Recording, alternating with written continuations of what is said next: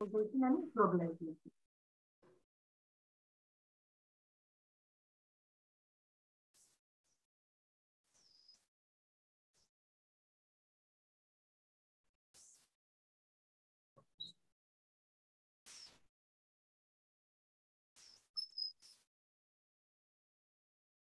Coming to the liberalization, privatization, globalization. Now, when this liberalization, privatization, globalization has been introduced in India, see, we have many economic reforms, etc. Out of that reforms, economic reforms, new industrial policy of 1991 have come. Existence in India have taken place in India because to take the reforms in Indian economic structure. That's one of the major policies, economic policy was 1991 new industrial policy. Why this new industrial policy has been taken out? Because in 1991, before 1991, there was no much economic crisis in India. Now, government thought there was no sufficient research in the with the government. So, government thought that they want to go for the International Monetary Fund to ask the loan. So they went and they asked for $7 billion, but the IMF fund they said that means World Bank said that is no, you have to change your economic policies because we are going to give loan to you, but how you are going to repay that loan amount? So you have a closed economy and you are not being open to the world. So yours is a closed economy. So hence the revenue which is generating within India that cannot repay that the debt amount. So you have to be open or you have to access. You should have a network with the world also. So in that process, the World Bank kept the condition that you should go for your economic reforms. When you go for the economic reforms, then we are going to give loan to the you. Means that's the country for India they are going to do. Then immediately at that time, the Prime Minister P.V. Narasimha and the Finance Minister Manmohan Singh, they have been introduced known as an LPG model, that is liberalization, privatization, and globalization. So that was the reforms which has been taken place in new industrial policy 1991 as a liberalization, privatization, and globalization. These has been played a very important role in the growth of the economic development of the country. That is the liberalization and the privatization and globalization. Now, when we discuss about this type of model, that what they have been brought changes in the Indian economy. That is first in industrial delicensing, deregulation of industrial sectors, public sectors has been diluted, abolishment of MRTP Act, foreign investment policies and foreign technology, which has been taken, means there is a drastic changes in these areas. Not only in these areas, but also they have been upgraded certain things, economic policies have been changed, and the more means they made the private sectors to enter into the arena of economic reforms. So see, actually, during the first 5 years plans, that there was only importance was being given to the agriculture sector only. They were not given the industrial sector. When we come to the 1996 second 5 years plans, they have been given means they have given a role for a private sectors, but actually that was not physically implemented in the country. But during the period of 1991, when there was a crisis, economic crisis in the country, then there was privatization which have come into the existence and private players have been participated in the economic reforms and economic development and growth of the country has been taken. And out of that result, means out of the result of the 1991 new industrial policy, before that there are many industrial policy has been taken place, 1948 policy of new industrial resolution. All the industrial resolutions have been taken place. But it was not as that much as importance 1991 of new industrial policy because this has been changed the entire arena of the economic growth of the country or economic crisis has come to control the crisis of the economic of the country. Then now the government has brought with the drastic changes, many changes coming with a new policy, industrial policy, that 1991 industrial policy. So we discussed about the detail about all these policies in liberalization and privatization globally.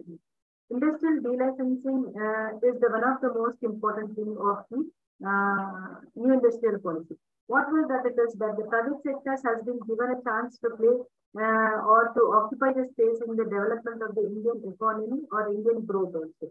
Because The government does not have only one sector to keep concentrating because it has the other sectors also, like the service sectors, agriculture sectors, all the other sectors also. See, if the government is going to concentrate only on one sector, now what happens? It could not concentrate the other sectors. So the government has concentrated in industrial sectors. As the industrial sectors in the public sectors are coming to falling down, losses was getting more and more. So they are investing in the public sectors again. The sectors are showing the losses only.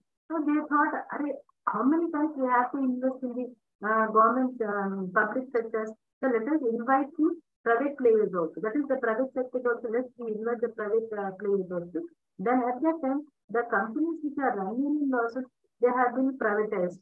They have been given to the private owners. And at that time, even the private persons also have been participated in the development of the Indian economy.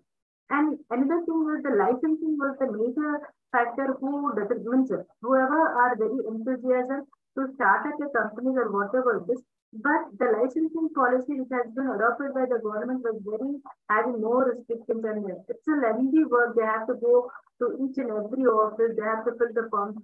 So now during the period of 1991 policy, delicensing has been taken. It's not that they are not going to ask for the license. Licensing system is there, but the thing is liberalization restrictions have been reduced. So delicense was there and in case of 1991 policy and industrial sectors has been reserved for the private sectors, public sectors, open for all. Means private sectors but also can take an inefficient part for the development and growth of the thing. And there were the reforms in the public sector enterprises, many reforms enhancing the efficiency. When you have a competition between the two players, you keep more concentrated. Before 1991, there were no much public private sectors were there. Majority of the public sectors were there in the economic growth. Now, in that case, what happened? After 1991, when we have been even made a private sector to be a player, a part of the economic development, at that time, what happened? Public sector faced a competition between the private and public. There is a tough competition. In that sense, what happens? There is a competition between these both sectors. Now the public sector started enhancing the efficiency and the between these both the sectors. So now there is a changes in the public sector. Reforms has been come in the public sector. Before 1991, there was no reform sector. They were reforms, they were not being concentrated. They were being negligently because everything was under the bureaucrats, officers was used to be taken. So they are going to get their salaries. They were not concentrating for the growth or the development of the public sectors. When once the private sector has been entered into the field of the economic system of the country, immediately public sector faces a tough competition with them because they are not getting any losses. When existing facilities has been given in the public sectors, why these public sectors are coming down and down, losses and losses year by year. So they thought and they have been enhanced the competition between the both the sectors, that is the private sectors and the public sectors. Foreign investment policy, before we were being a closed economy, our economy was the closed economy. Why our economy was the closed economy? After 1991, we have been, our country has been for open economy. Before it was a closed economy, why? Because in the 1600 East India Company has been entered into the India and they have been entered as a traders only, not as a politicians. Later on, they have been divided the country and they have been occupied the country and they started ruling the country. Nearly 2.5 decades that we are free from the Britishers and then once we are free from the Britishers and we doesn't want to enter the other foreigners into our trade system. That is the one of the reasons why we doesn't want to enter the foreigners in our country. But what happened in 1991 policy? Country was facing the economical crisis very badly. So they want a loan from the World Bank. Now what World Bank said, you should open, your economy is closed. Why your economy is closed? Again, suppose we enter the foreigners into our country as a traders, maybe they'll occupy. Again, we have to suffer for the freedom. So in keeping in that view, our economy was closed economy till 1991. After 1991, then we again having access to the world. We made the foreign companies or foreign countries to enter into our economy. So hence foreign investment policy, economic reforms, we welcome the foreign companies or investment, technology, whatever it is, that has been increased our economy.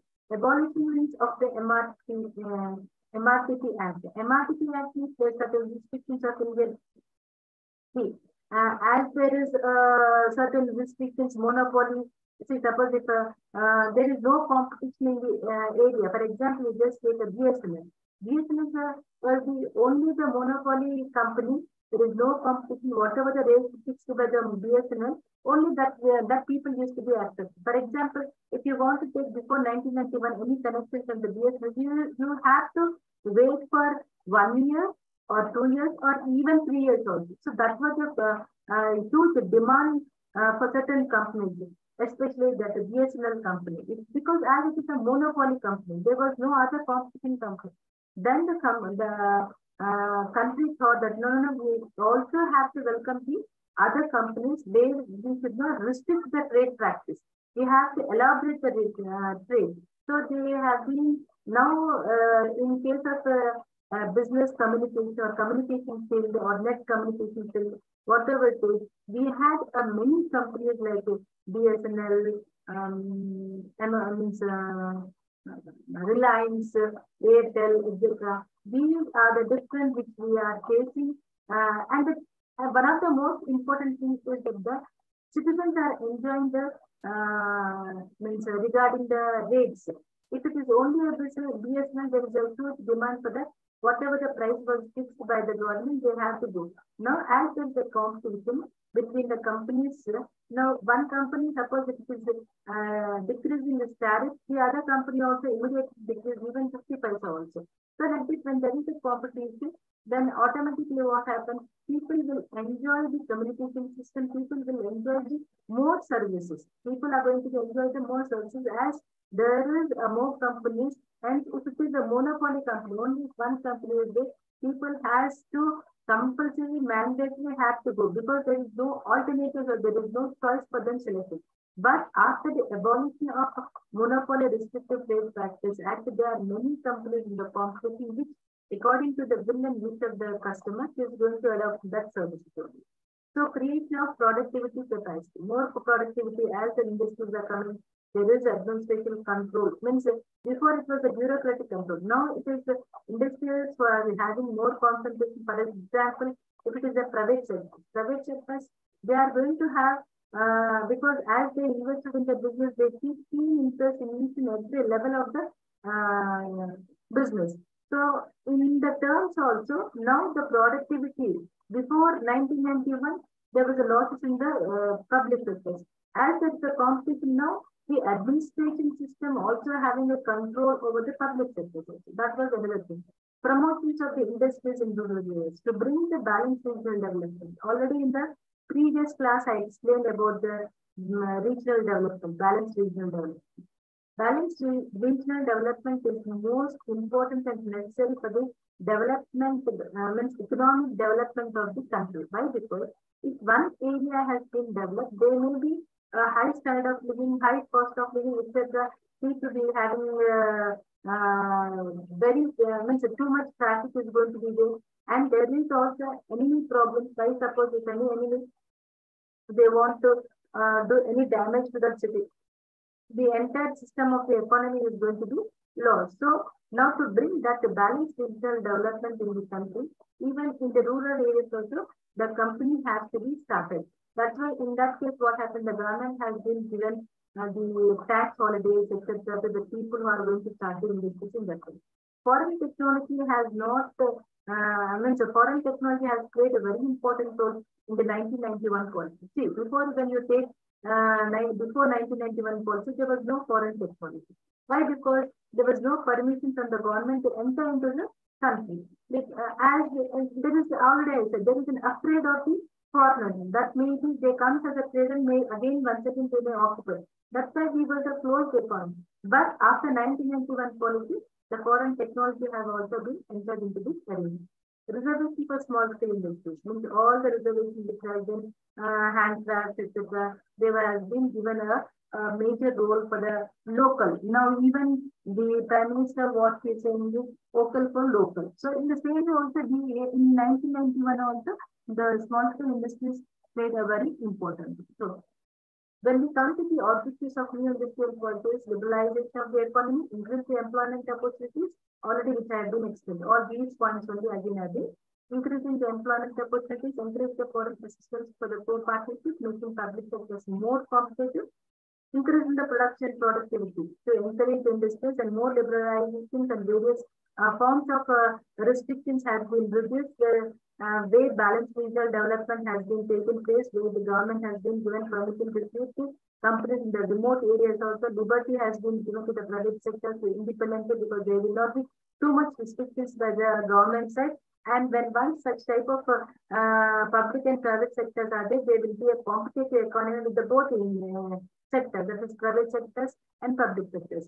And encouragement has been given for the people who want to start up the new companies with the new ideas. That was the major objectives of the new industrial policy.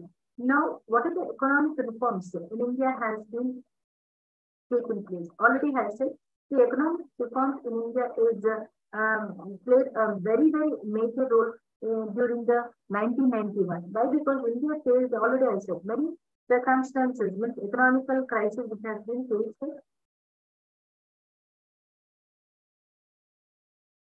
This crisis may lead suddenly what happened?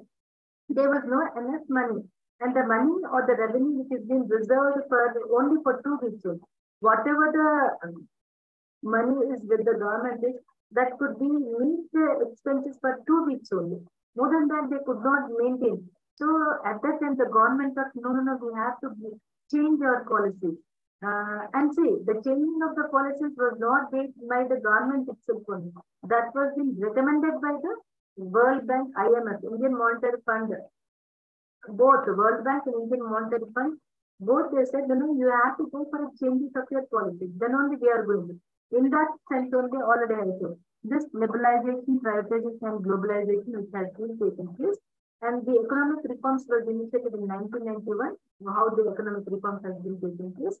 And this economic reforms has shifted for the alternative development strategy. And this is another thing is also, suppose if A plan is not being working, we have to go for the B plan. We should not stop there only. See, suppose if you have been, example I'm saying, you got first class, and second class, you got second class, you want to get first class. Maybe you are, suppose if you are interested, you go for the again improvement. In the same way also, suppose if one plan has been failed. For example, if a student has failed, again he has a chance to write an instant exam. So like that only, suppose if one plan has failed, we have to check for the another plan. Since alternative development strategies has been framed. Before that, we don't have. When one plan has been made, we used to go continuously back up that plan only. But after 9-10, when the plans can be changed at any time, depending upon the situations and circumstances, plans are going to be changed. So on July 23, 1991, India has launched a process of economic reforms in the both the physical balance of payment, means balance payment of exports, imports, etc. The reforms was an historical, yes, it is a great historical in the history of the Indian economy. Why? Because as the drastic changes have been taken place 1991 policy. Why? Because before 1991 policy, we don't enter any foreign country in our country. Whatever the trade was being within the states only, from one state to another state, that was only what the practice in the country. But as we have been faced a huge economic losses, then we started, no, we should not do, internal trade is not giving a sufficient revenue to the government. So now they are searching for the external revenue. External revenue, they were ready to go for an external revenue, but they are having the fear that again if we go outside and we do trade with the foreign countries, again they come to India, maybe they occupy. That was the fear of the government at that particular time. But after the crisis, after the recommendation made by the World Bank and Indian Monetary Fund, now they started. Then they have been access to the world. What the bank said, we should have a network with the people around the world. So once you have a network, then automatically the revenue of the country also is going to be increased. When the revenue of the country is going to be increased, it is going to be a prosperity to the country. Why? Because the huge amounts comes into the country, and with that amount, infrastructure is going to be developed. When infrastructure is going to be developed, the standard of living of the people also is going to be developed. So ultimately, it is going to be prosperity to the country. So that was the major economic reforms which has been taken place in 1991. And these are and we have been introduced second plan, third plan. It's all been helping the economic reforms in the country. But even all these reforms which have been taken place in the early, the major reforms which has been taken, that is that we have to make the poor person as a richer person. We have to at least reduce or the removal of the poverty has to be taken place, and we have to create more employment in the country where the people should not suffer with the food, especially the food, clothing, and shelter. These are the basic things where an individual or a citizen should have a right to get that one. That should not be suffered. That was the major priority to the country. So now these reforms measures which has been taken place, when once we go to categories which has been measured.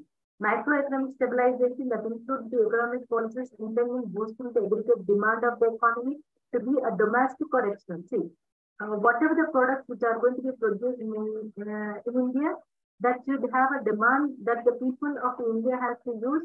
At the same time, even when we sell it outside, it should get more demand. For example, what the goods we are using here, if it is 5 rupees, when we sell for $5, that increases our revenue.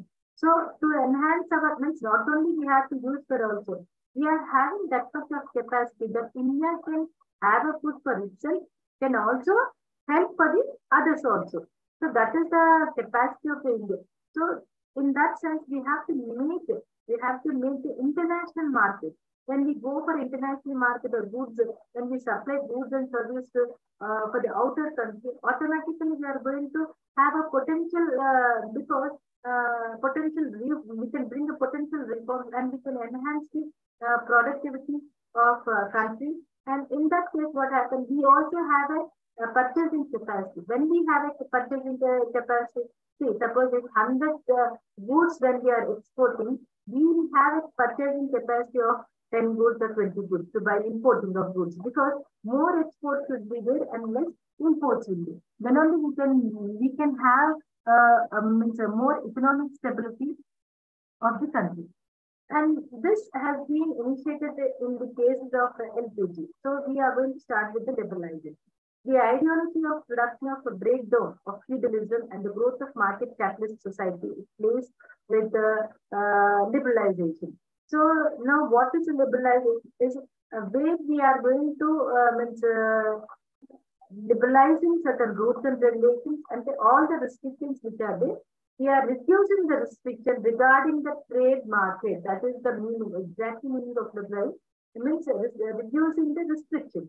Whatever the restrictions made before 1991 during the purpose of trade or whatever it is, at that time our commerce, business, etc., what we want to do with the other country, that we have removed certain restrictions.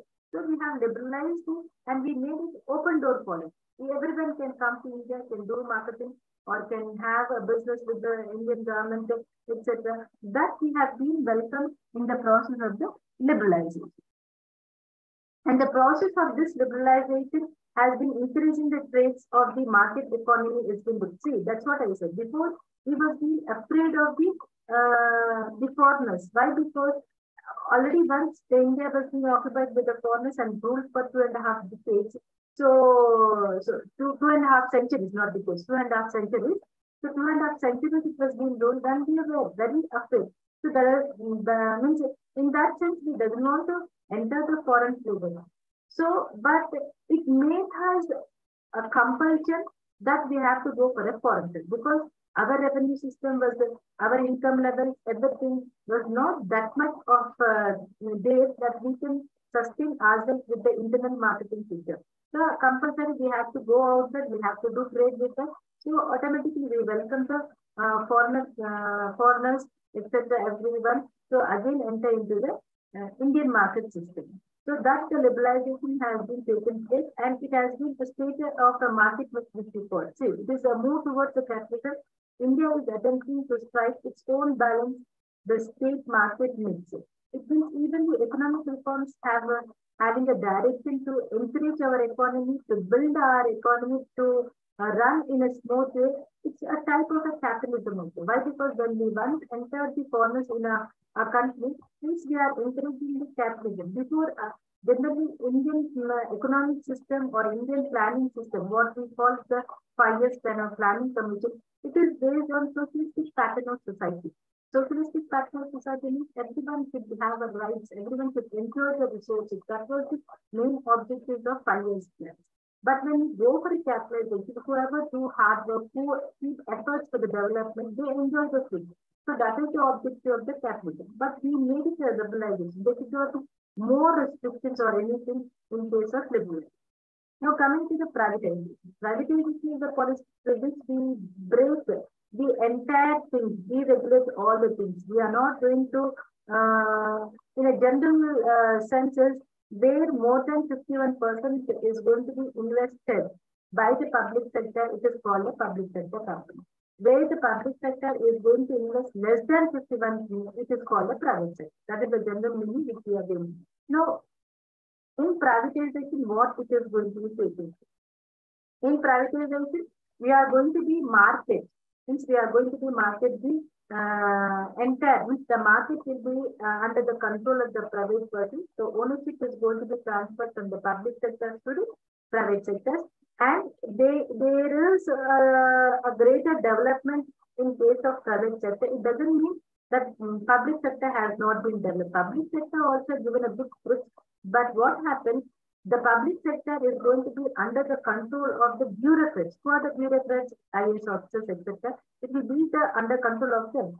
When it is being under their control, they don't see whether it is going to be benefit to the company or not. They only follow strict rules and regulations, and they don't see for the development or prosperity of the company, because as they are getting salaries, whether the company products are going to be sold in the market or not, they are no way concerned.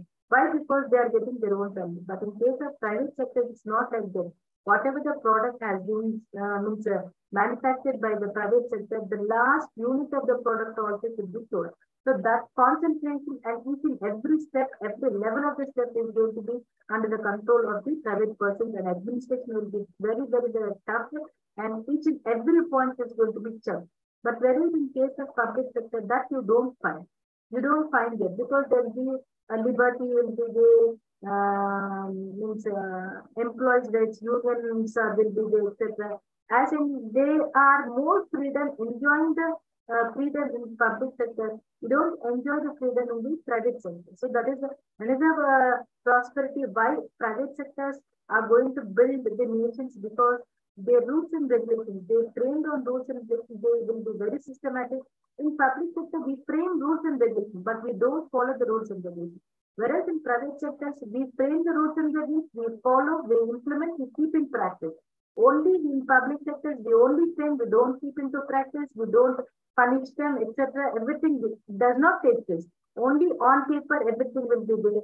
In the implementation process, public sector does not follow anything. But in case of private sector, whatever there in the paper, exactly more than whatever we kept on the paper, more than that, the private sector is going to be followed. That's why private sector have more profit rather than the public sector. So when we talk about the privatization, the term goes through around the world. When you see the privatization, see, in many countries, nowadays it's playing a very, very important role, privatization, because the ownership, when it goes into the private persons, as the development will be more. Means transfer of ownership is going to be taken place. All the assets, whatever they are going to be 100% by the private persons. Sometimes even more than 51% is there, then it is going to be as a public sector. And it is sometimes it may be the combination of public sector and private sector. If it is a combination of public sectors and private sectors, you may ask me, who is going to be dominated? If more than 50% investment made by the public sector is going to be dominated. If more than 51% is going to be invested by the private sectors, private sector is going to be dominated. It depends upon how much percentage you are going to be invested either in the public sector or the private sector. Now coming to the globalization. The process of the globalization has always been the economic terms through which we have been taken in the political, cultural dimensions. See, the globalization is generally termed as an increase in economic integration among the nations. Means globalization is nothing but where you are connecting the people, connecting the countries to which we are going to say it's a Vasudhaiva Kutumba, which we call it. It means connecting all the nations together, making as a one world, one nation, and one means which is called as a one world, one family, and one future, which is now G20 summit. It is the theme of the G20 summit. Regarding the globalization, we thought it was one earth, one family, and one future, which is going to be complete. So now, why is globalization? What is the need for the globalization? Is this necessary for the globalization? Response now.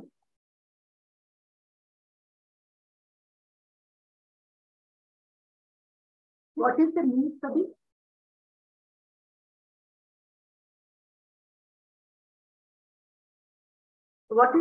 the globalization? Is globalization is necessary for the country like India? Not only country like India. Any countries now they are going for the globalization. Whatever the products which are producing in the countries, they want to sell in the world market. As they go, as they get more demand in the world market, they can generate more revenue from the world market. So hence globalization is playing a very, very important role in the world market. Why? Because in the suppose if you you want to do a trade. Once upon a time, we used to wait for a relative to come from the foreign countries for the chocolates, etc. They bring gifts, etc. No, it's not like that. Even you can buy whatever you need, whatever the products you need from the world market. When you have a phone in your hand, it's enough, and with the bank balance, you can buy the entire things what you need. Means the world is in your hands. And once the world is in your hands, you can enjoy the things. When you enjoy the things, it is means sometimes we see in the Indian market, we don't find that product.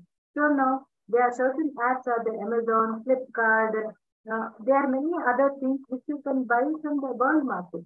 Now, how you are able to access with the world market? Only through the globalization. So globalization is going to make the integrating the economic system among the nations. This is place. So hence now the world has become a small village. It is a small village. Before it was a world with whole world. We can buy, we can see everything, whatever you want to do, whatever you want to buy, we can communicate.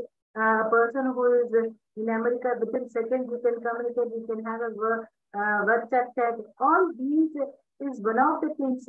All the goods and services, etc., through the way of communication, through the way of transportation, everything has become a very cheaper in the process of the globalization. It is a very simple. And how does the globalization which is going to be taking place? Because they go for a memorandum of understanding between the two nations or three nations or n number of nations, like that, simply having signatories with the World Trade Organization or regarding the goods and services or capital or labor market, etc. Or whatever the field they want to enter into the globalization, those countries, whatever the countries need them, they go for the world trade market. And the idea of the globalization is deeply frequently inquired towards the concept of welfare. See, our India doesn't want to go. Still, at presently, the aim or the objective of Modi is open for local, because we are being welcoming our foreign products. It's not that we should export our products. See, a good economist thinks is that less imports should be there, more exports should be there. When there is more exports, we generate more money. When we generate more money, we can create employment, etc. for other infrastructure facilities. We can use that economy. So that shows the graph, means high graph for the economic development of the country or the welfare for the state also. So we have a different generation economic reforms. That is, first generation is that is already has been set from 1991 to 2000, where new industrial policy has been taken place. That was the first generation. Suppose if they ask what is the first generation reforms of economic reforms constitute, you have to write the answer of new industrial policy 1991. So that was the first generation. So promotion to the private sector, which private sector has been given, reservation has been given, declining the delicensing, licensing rules and regulations has been reduced. All the restrictions about the MRTP Act, etc., whatever they abolished, and the rules has been come down. Public sector's role has been come down because the companies which are in profits, they were running under the public sector. The companies under in the losses, they were in the has been privatized. Disinvestment has been taken place. Disinvestment means the companies which are running public sectors which are running in losses and selling a part of them to the private sectors, and it may be, but the control will be by the public sectors only.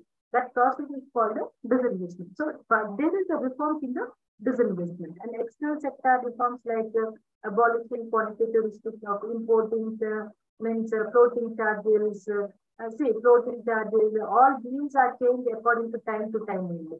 So Foreign Exchange Act has become means a Foreign Regulation Act has become a Foreign Exchange Management Act. It has been means these acts have been changed the names because we made the foreigners in the management. It was a regulatory act.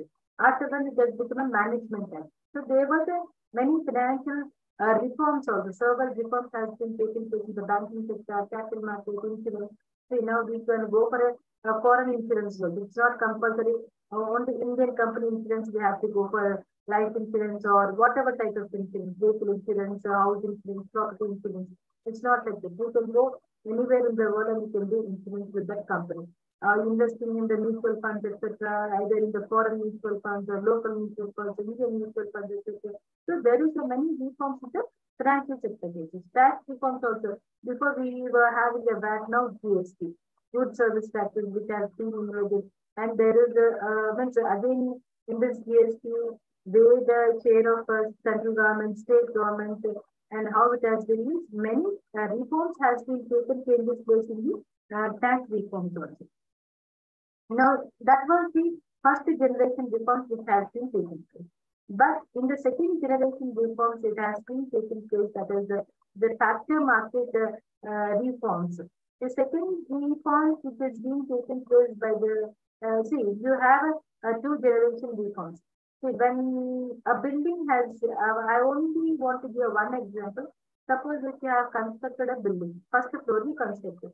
So you keep more efforts for starting your construction for the first floor. Second floor will be very easy compared to the first floor. Constructing the second floor will be very easy. Third and fourth floor also will be finished. In the same way also, the first generation reforms of 1991 policy was created a benchmark for the economic reforms in the country. So that plays a very, very important role.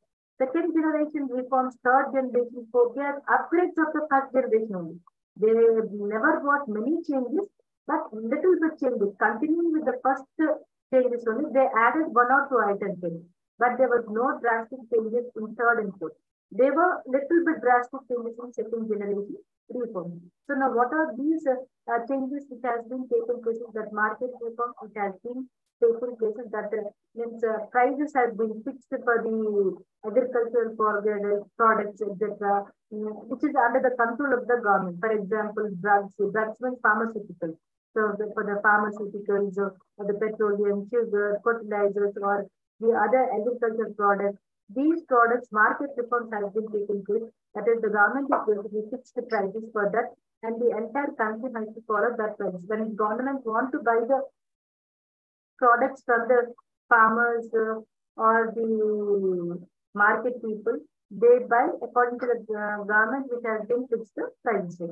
So public sector reform, the second generation reform in public sector especially emphasizes area like the autonomy, means free capital market, international tie-up with the other ventures, the foreign means. We invited in the second generation, multinational companies have been set up in the country, etc. That has reforms has been taken place in the public sector reforms. And the government reforms and public institutions. It involves converting the government sectors into the private sectors and public. Majority of these have been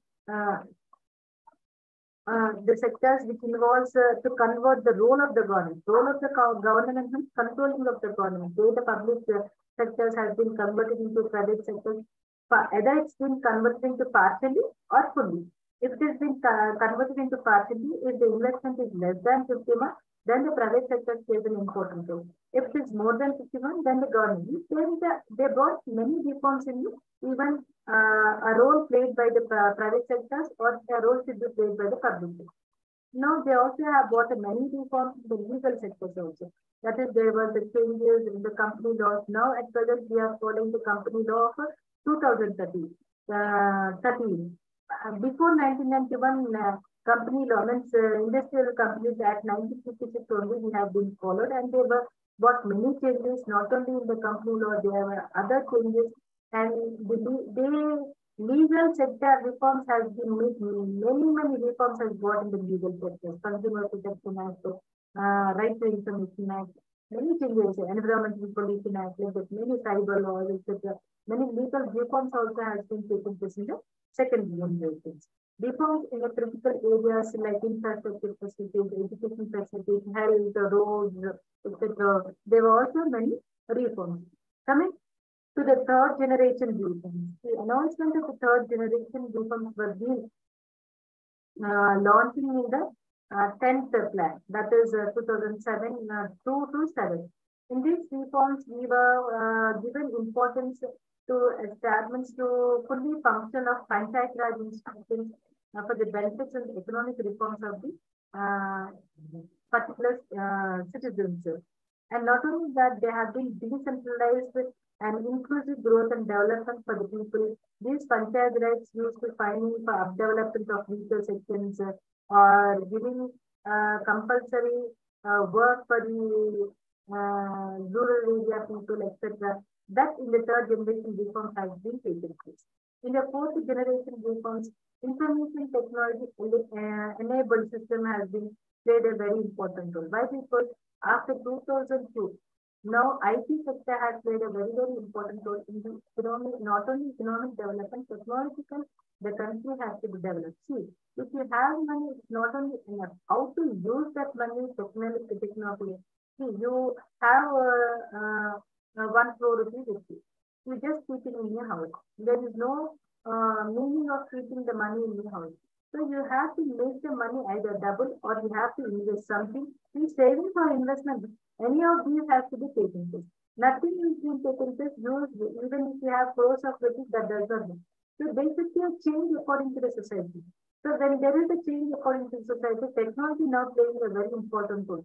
We have to accept for that such type of changes also. So hence there should be a change, and that thing in the fourth generation reform, IT sector played a very important role, and the government has been giving importance to the development of the IT sectors, and it has been benefited for many people. Now coming to the again once privatization already explained, that is where a private sector, since a public sector which is going to be converted into a private sector, ownership is going to be transferred. Sometimes in some cases position is going to be transferred. Transfer is going to be involved. And we just want to know about the potential benefits of the privatization. Improve the efficiency. When it is being privatized, you are going to improve the efficiency of the or whatever the sector it is. Suppose if it is a public sector converted into a private sector, you have increased the profits. How you are going to increase the profit? By the efficiency, means by the where a company is running profit, that company is going to be higher profitability. Higher profitability depends upon the improvement efficiency of workers working in that company only. So improving the efficiency means workers have to work sincerely, dedicatedly for the achievement of the profits. And that of political interference. They see in the public sectors, you have a more political interference. But whereas in case of private sectors, we don't find the political interference because it is being started by a private individual who invested, a private person who is invested in course of business. He does not involve the private means political persons in his administration system. Only his choice is going to be final. Whatever the policies, whatever the decisions, whatever the rules and regulations are going to be, it is going to be made by the board of directors with the chairperson, etc. They are going to take a decision. there will not be any political interference in the private sector. But whereas in case of public sectors, political interference is going to be there. Because if it is industrial minister, industrial, it has to come from the director, it has to be appointed by the industrial minister, etc. All these sort of things, checking of industries minister will come and will check everything, he will take, he will order the bureaucrats to do, not to do, etc. Even if even if it is not correct, they have to do. These are some restrictions will be there in the bureaucrat's hands, because as they are going to be the directors of the public sector companies, so that was a problem, major problem in the public sector. But that type of problems will not be there in the private sectors. So maybe short-term view. Now, whatever the government is going to be taken infrastructure, etc., they are going to be for a short-term only. Why? Because at the time of elections, they'll come, they'll tell, we are going to do this one, that, this, etc. But the next, after getting again forming the government, again, when they go for election, they'll remind their promises. But in case of private sector, it's not like that. If they keep their promises, because it is their own. Suppose if I keep a company, I see for my company development only. I don't give promise to the employees. But whereas in public sector, they give promise to the employees. But here there is no promise. I only see the efficiency of the employee. If there is an inefficiency, then means tough competition will be. The competition will be there in the private sector. You don't find the competition in the public sector. A person who do work does not work, they give importance to the seniority. In public sector, they give the employees recognition is based on the seniority. But whereas in private sectors, employees recognition is based upon their work. If you are efficient, if you are skilled, you get more promotion. Even you are a very young age also, you can become a company CEO. Age is not a factor to do in a business or administration post in a private sector. But whereas in public sector, age plays very important role. That means it be a senior. Means your appointment, if you are a senior employee, you get more opportunity. Whether you are being a sufficient or a staff person to that job, means even you are a wrong person to that job, you are going to be keep in that place. Even you have an efficiency, you does not have an efficiency, because according to the seniority, you get the promotion. But whereas in case of private sector, it's not like this. If you are a talented, skilled person, even you are early joiner also in that organization, you are going to get a good opportunity. So hence, there will be a competition, and government will raise revenue for the sales. Now, how this has been taken place is the state-owned private sector raised a significant sum of the UK government's in 19. However, these profits are generally what happened. Private sector can also be sent to the public sectors, not in India like the other countries, etc. We only take the public sector into in our control. It may be that both can be there. Private can become a public, public can be go for a private also. That can be taken place. Now coming to the disadvantages of privatization is natural IS. In case of privatization, public interest will not be there. Natural monopoly, only the management have a rights to take policies, rules, regulations, whatever it is. They can exploit the consumers, because it is under the control of the private person. There are the persons who can fix the prices. In case of public sectors, the prices are going to be fixed by the government. But whereas in case of private sector, prices are fixed by the private management. So they don't see the interest of the people. They only see the profits of the people. But whereas in case of public sector, they see the healthcare, education, everything regarding the people. But it is not doing as much as interest like public interest. Public interest will be shown more in the public sectors, and private person, they only see the profits. Means they see that how much company is going to get profits, etc. That was the main aim and objective of the private sector. Problems related to the private monopolies like water companies, waste companies needs to regulate to prevent abuse of monopoly. See, suppose they are in power, they keep their own tariff prices. So sometimes common people may afford them or may not afford. That's why public fear about the private sector. Why? Because public sector means they'll see about they give more importance for the welfare of the citizens, not profit. But in case of privatization, they see first private, then they go for the services. Means here what happens, they may break down or anything, whatever they want, they can start, they can stop, etc. Everything can be taken place. But public sector, see, suppose if the demand of the product is not there, now immediately what the companies they do, they stop selling. When it is demand, then they open for the public. It depends. Sometimes a false market also is going to be created by the private sector. It is a type of motivating means to get the demand of the product, a false representation, a false means prices may come down or high, which is going to be taken place. All such type of short-term means things which is going to be created, pressures are going to be created by the private sectors. We'll just go through these all five pages later. Already I explained about the differences about this one. Now, forms of privatization. We have different types of privatization. Different types of privatization. Sales of services, sectors for private sectors, which were more than one. Before, the private sectors was having only 45% in this, but now, after 2011, we increased for 55% to get the shares in the public sectors, and this sale is going to have a memorandum of understanding between the two public and private sectors, and the companies which are going to running in the losses, especially public sector, which are going in the losses, that in that case, disinvestment can be taken place, and the shares can be sold through the stock market, whatever the shares of the company, either it's a public or a private sector. The entire organization means it is going to be transferred either through the way of options or whatever it is. It is going to that way, or the voucher privatization, distributing the shares of the ownership to all the citizens to a lower rate.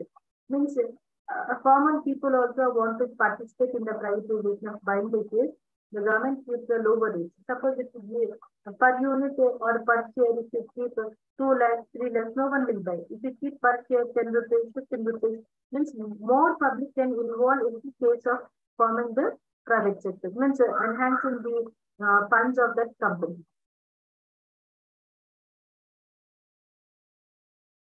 Privatization in India, already I said, which is the ideological thing which has been started during the period of 1991 as a model of LTP model. At that time, Finance Minister was Manmohan Singh. He introduced the major economic reforms. As in case, privatization has been taken place and the ownership measures are going to be transferred from one person to another person, and the role of the public sectors are coming down. Now, what is the conceptual privatization? Delegation. Powers are going to be delegated from one person to another person. Means ownership is going to be transferred, responsibility is going to be transferred. Now, private sectors are going to be accountable. These are all the things. Means disinvestment means when we are going to sell public sector to the private sectors, now we make a stakeholder, not only the public, now the private also has become an owner. He's also going to be a stakeholder to the enterprise. Now, displacement, the first step will be deregulated. Means, as the private players have entered into the market, economic market, now the private players also have certain responsibility, accountability regarding the public.